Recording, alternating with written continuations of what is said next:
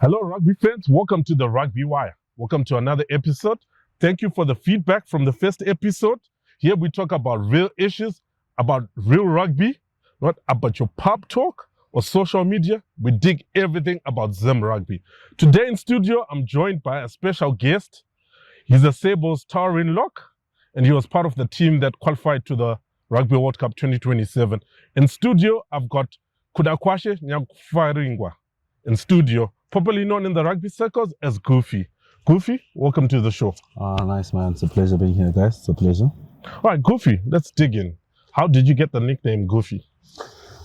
It was actually a nickname. My brother, when I was young, I got it when I was like 6 years old. So a brother of mine used to like a Jamaican artist called Goofy. So that's how I became Goofy. Funny enough. Interesting. So you were part of the Zimbabwe rugby team that has won back-to-back Rugby Africa Cups, and it's quite, a remarkable feat. How does that feel that you're part of that squad? Always being part of history, man, being part of the first team to do it in a very long time is amazing itself, and just having the opportunity to play, to run on, and to be part of the boys is amazing. So I'm privileged. I'm very privileged. So has it sunk in what you guys achieved in Kampala? For the first time in 3 decades, Zimbabwe is finally going to the Rugby World Cup, and you're the first crop to do it. I think it didn't hit as much as I thought it would hit. Us talking about it and us preparing for it was more amazing than the feeling itself. So now it's just another mission that we need to accomplish, because we just don't want to go to the World Cup. We actually want to go to the World Cup and win a game at the World Cup. So, and credit to our coach, man, Pete Bernardi. We, as a team, were just thinking about going to the World Cup. But he then, in one of his meetings, he said, guys, listen, we are going to the World Cup, but we're going there to compete, not to just mark a register. So that has unlocked a whole new level of stress to say, okay, guys, going there is not enough. So we need to go there and do the job. So we're up for the task, man. All right. Given that you missed out in the final, you picked up an injury against Kenya in the semi-final. How did it feel that you couldn't be involved in the final as much as you were also part of the process? But how did you feel by missing out on playing on the final due to injury? Very heartbreaking, very heartbreaking. We did, the management, the coaching staff had very much high hopes that I was going to play in the final. So they actually rested me the whole week, and I did my return to play on Friday. But the injury was just too hard, and it was a tearful moment. Me and the coach unfortunately got into tears when he found out I wasn't playing, because I very much wanted it and the boys wanted me to be there. But when I failed my fitness tests, I just couldn't run, man. But it was more stressful watching the boys than it is playing. I found out that because when you're playing, all the nerves go away when the first whistle goes on. But when you're on the stands, it's just a nerve wreck of emotions. High, low, high, low. I would rather play each time than be on the bench or be injured. It was just not good for my emotions, man. I needed therapy after that. Still touching on how you qualified and the whole process. How's been the Sables setup, especially the last 2 years, like player welfare? You've played for Sables for quite a number of years, but I'm sure the years you've played, you've met where players are a bit disgruntled, players not getting paid. But how's been it the last 2 years, like player welfare wise? Credit to a lot of people who've come in, a good friend of mine, Lindsay, and the trust and everyone who's there in, for just understanding the dream and understanding that at our age, it's more, there's a lot of it that comes to it, family support and everything like that. So it's been a while. I've been on the receiving end of it and the other end of it, but one thing that has never lacked in the bunch of the people that were around was passion. Even coming from the days of Brendan Dawson, it was just passion all over. But obviously things never went according to how everyone wanted financially. But I'm happy to see the other side and hoping that whoever follows from here, the other kids that are coming up, don't have to go through what we went through. So it's been good. It's been good. I can't complain. And obviously having to go see the president every now and then doesn't hurt the pocket. All right, this has been a Rugby Wire. We're going to take a brief break, but we'll be back shortly after this commercial break, and we'll continue chatting to Goofy. I don't ever slow up, no I don't take shit. I got no love for the fakeness. If you wanna play tough and wanna hate this, I'll always show up. I don't ever slow up, no I don't take shit. I got no love for the fakeness. If you wanna play tough and wanna hate this, I'll always show up and make a statement. I don't ever slow up, no I don't take shit. I got no love for the fakeness. If you wanna play tough and wanna hate this, I'll always show up and make a statement. Everything I do so All right, we're chatting with Kudakwashe, Nyakufaringwa, starring Sables Lock. Okay, this is the Rugby Wire. Please like our page on Facebook, Rugby Wire ZW, and also like our Instagram page, Rugby Wire ZW, and please subscribe our YouTube channels and also like this episode. All right, Goofy, let's pick it up. Talk to me. Let's take it back. How did your rugby journey start, given that your late uncle, Arnold Takawira, he was a Sables fly half and a Sables cheaters. May so rest in peace. How did it inspire you to take up the sport? Okay, first of all, I'm going to give you credit on my center, man.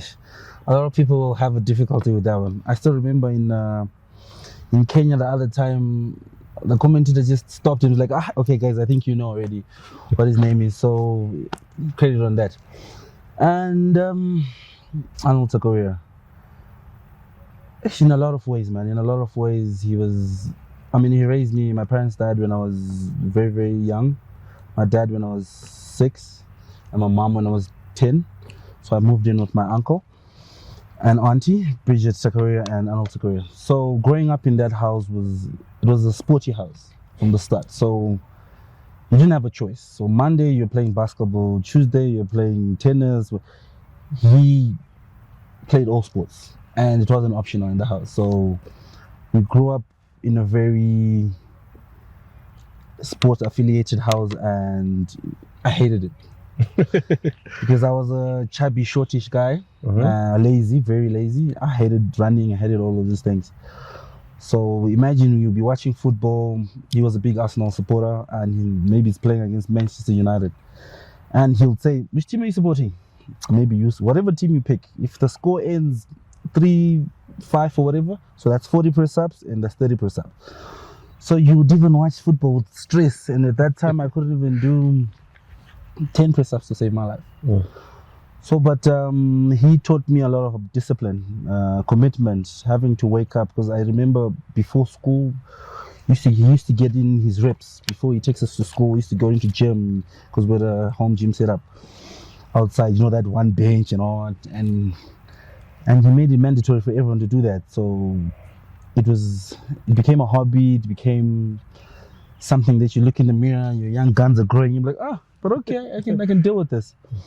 But he was very influential when it came to rugby. Because there's a lot of people around him, the Gilberts, the Victor Longas. I mean, my story is just diverse. I had a lot of pillars, and when he decided to become an angel, when he died, the people that he left in his life took over the responsibilities of grooming us. Your Victors, your Ruben Kompasa and rugby, Victor Longa, who's still my great mentor up to now, and teaches me a whole lot of other sports outside rugby. I'm into boxing and jiu-jitsu now, and something interesting for me, having to be a student again. I see you're born and raised in Bulawayo. So when did the rugby bug eventually bite you when you actually started playing rugby? So unfortunately, after my late uncle died, because all this time I didn't have an option, and I felt like I'm forced to do this. I'm forced to, because he used to. Okay, let me tell you a funny story. People used to run away from the neighborhood when they saw him coming, because whoever he saw in the streets, he said, "Get into the car. We're going for rugby training. Get into the car." So he tried by all means to make sure that the kids are busy doing something tangible and that's productive to the youth. So we all used to hide and do all those things. I mean, so after he passed away, when I had a choice to continue or not, it was now up to me to whether stop playing or start playing. And I just started playing to be like, okay, to be honest, this is all I know, man. And all I've done for a while until I actually fell in love with the sport itself. And I was in no one's shadow, I was in no one's expectations, I had no one to disappoint or not. And that's when I understood what he was trying to do all those years. I see, given also that you're from Matabeleland, people have mourned how the standards of rugby have been declining in Matabeleland. What do you think has caused to this decline, and what do you think could be the solution to bring back the glory days of Matabeleland, where you had your old Miltonians, your Matland Warriors, churning out great players like you, because you also come from Matabeleland. What do you think could be the solution? Well, it goes to funding. We can break it down in 16 billion ways, but funding. A lot of boys are not having a lot of opportunities, and for them to come from Bulawayo to come compete here with the lack of, we have amazing players out there, but they're just not seeing how lucrative it is to keep on playing rugby. So you have a lot of boys that are going out, you have a lot of boys that are stopping playing, you have a lot of boys that are, so I would credit a whole lot of reach out from the corporates in Bulawayo, in Harare, everywhere, man, just to help out grow the talent, because there is a lot of talent in Bulawayo.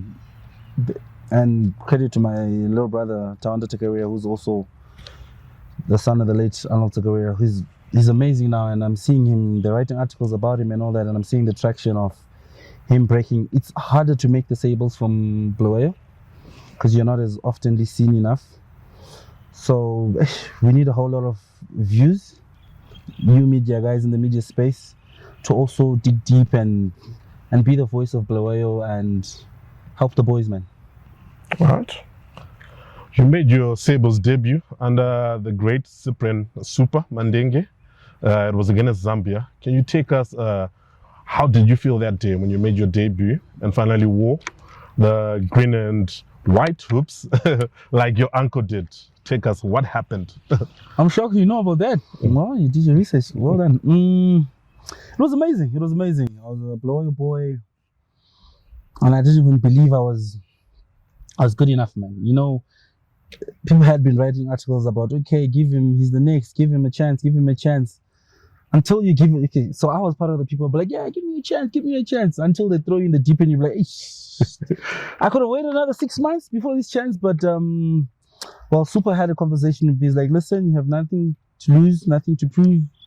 Just go be there and do what you've been doing. I had been having a good local season at that time. The Interleague was very competitive all the way through the country. So he just threw me in there, and I tried to hold my own, man. I tried to hold my own, but it was amazing. The emotions, having see the fans, the family on the sidelines, it was an incredible moment. Well, given you've played under Cyprian Mandenge, you've played under former Springboks coach who ended up coaching the Sables, Peter de Villiers. You also played under Brendan Dawson, and now you've played under Peter Bernardi. How are these coaches, how have they molded you, like philosophy-wise? Because they all got different styles and different approach. How have they molded you in your rugby journey? With Super, I always credit him for giving my first opportunity and just giving that Bulawayo boy a chance. And without him, a lot of these people wouldn't have gotten the opportunity to see me. And he's always been amazing, man. It's always been amazing to be under Super. Unfortunately, I didn't play so long under him. But after that came Brendan Dawson. He was a very passionate man, still is.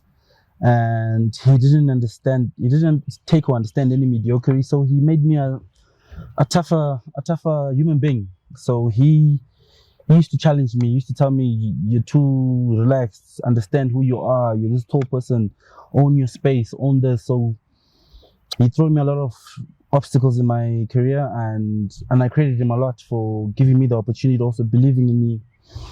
And Peter de Villiers was an interesting phase, man. Even when he came through, also Very interesting character. You can continue. So you see, dealing with all these coaches, I mean, as a player, you just get to learn different styles of coaching, and you need to adapt to whoever's sitting on the throne. But he was a good coach, man. He was a good coach. He even became a friend after that. We still talk up to now. He's an interesting someone, and he does things his own way. And I for one, I enjoyed it. I remember having like lunch at something like that at his house when he used to stay here. He's just giving me an insight in his mind and how he looks at things and how everything is a mind game and this and that and that. So that was interesting. And coming to Pete Bernardi. So before he became coach, we were actually friends when he was the assistant coach and all that. So the relationship actually went into coaching, but me and him we still talk like that. So he's still a friend where we can talk about what he expects from me. But we know when it's time for work, he snaps into this serious mode where it's now time for work. But he allows every player to thrive in their own space. He'll give you a responsibility. He'll tell you, listen, you've been doing this for this long. This is the system I'm trying to do. This is where I'm trying to go with it. I know what you're capable of. I know what you're not. And having that friendship with him where I can even reach out and still talk about things that have nothing to do with rugby is fun. So it's being coached by a brother. Interesting. All right, you've played in South Africa and currently you're based in Poland. What are the similarities and the difference which you could pick from the rugby culture and the rugby playing style from the two countries you've been based in? South Africa is very physical. And the style of play is diverse. You have your backs that are with the flair, and you have, it's testament to the Springboks. Exactly the way the Springboks play, where the forwards are very physical and the backs have the flair and all that. But it taught me how to be more physical in the park, how to take pain, how to give pain. Because when you're playing against Kenya is just a lesser funded version of South Africa, but they're very physical.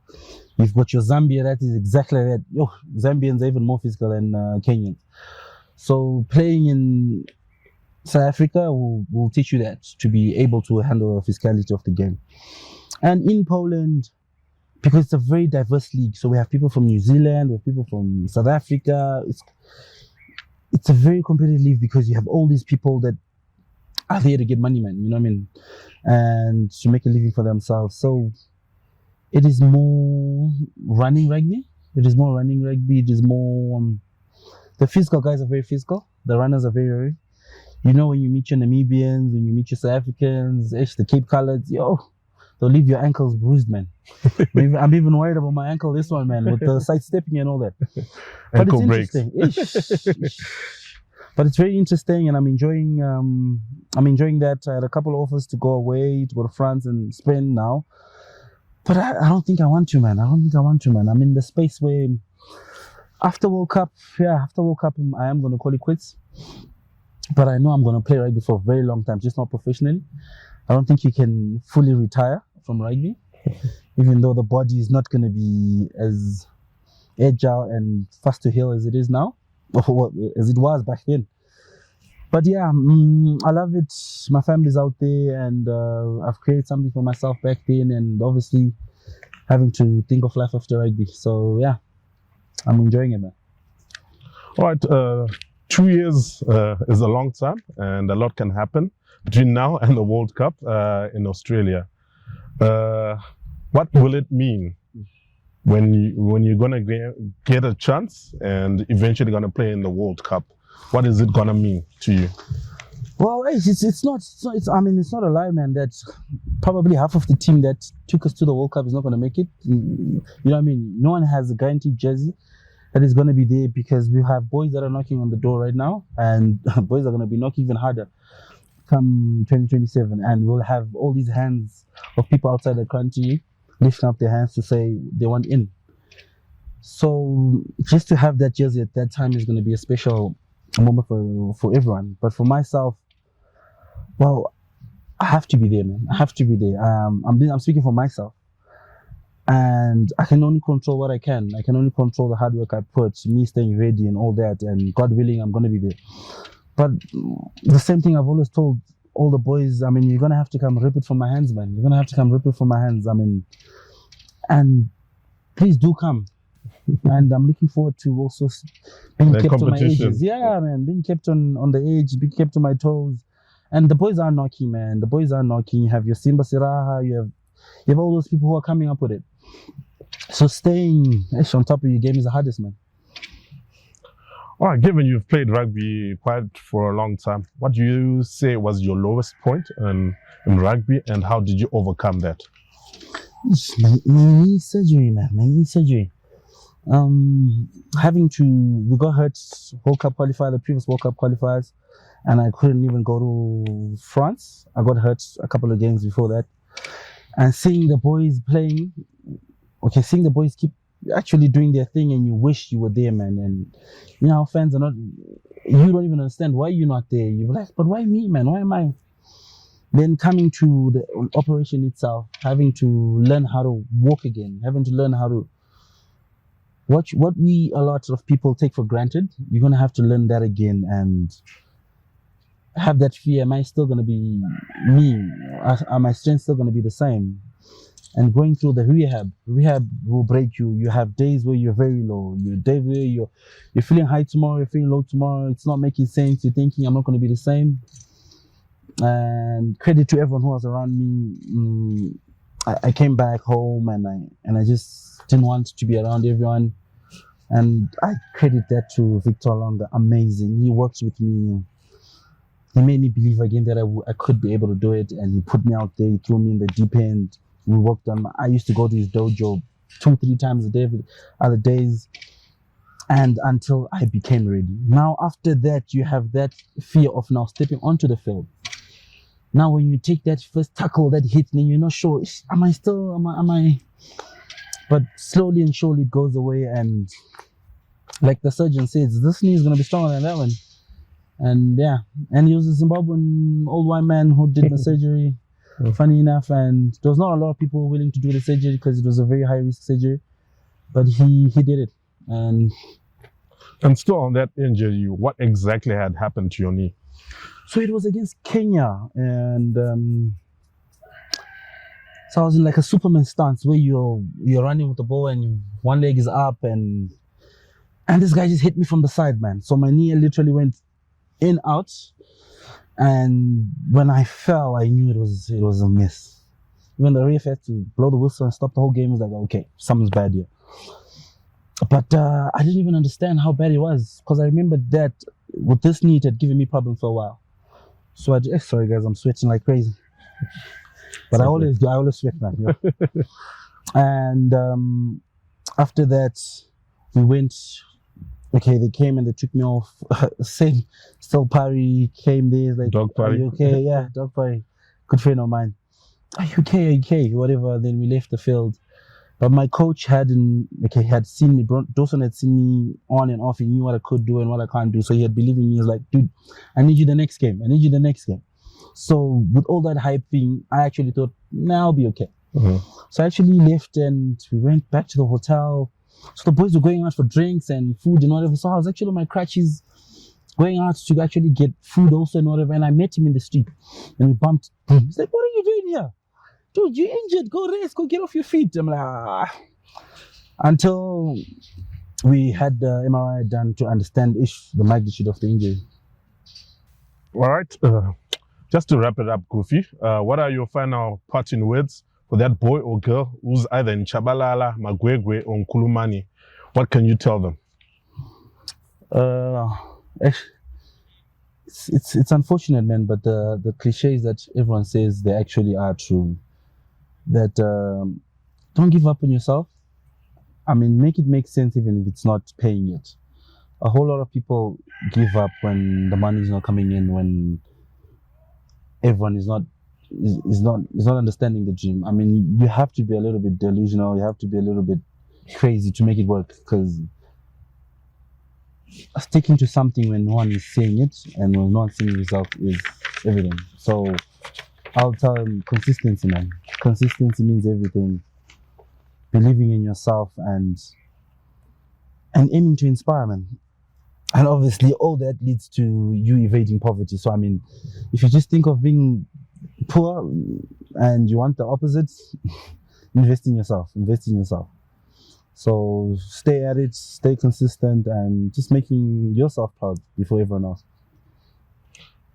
Tell us something that a lot of fans and people don't really know about Goofy.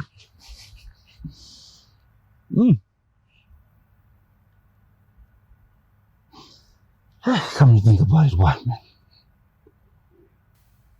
Oh, I'm afraid of heights. And I jump for a living, but yeah, I'm afraid of heights. That's interesting. I know. I know, man, I know. So how do you survive when it's line-out time? You're a jumper. I think I know the people around me, and I know what they're capable of, and I'm not comfortable in their hands. Because I get to lift, and I get to be lifted also. So the same respect they give me, the same. So I trust the boys in general. I trust the boys, but I mean, 90% of the lineouts, as you can see, I call other people other than me, even though I'm in charge of calling. Yeah. But I always make sure I give it to the more explosive Simba, Godi, and all of them. But yeah. All right, viewers, we call that effort the rugby wire. This was the Sables lock. Kudakwashe, Goofy, Nyakufaringwa. All right, viewers, we call this effort the rugby wire. We're joined by Sables lock, Kudakwashe, Goofy, Nyakufaringwa. Almost there. I see you, man. I see you. All right, Goofy, thanks for having you on the show. Thank you, big man. It's been a pleasure being here. Hopefully we'll have you in future. Definitely, man. Definitely. All right, viewers, this has been the Rugby Wire. Please like our Facebook page, our Instagram page, follow it, Rugby Wire, ZW, and also subscribe our YouTube channel, The Rugby Wire. I've been your host, Brian Matamba. Thanks for having you.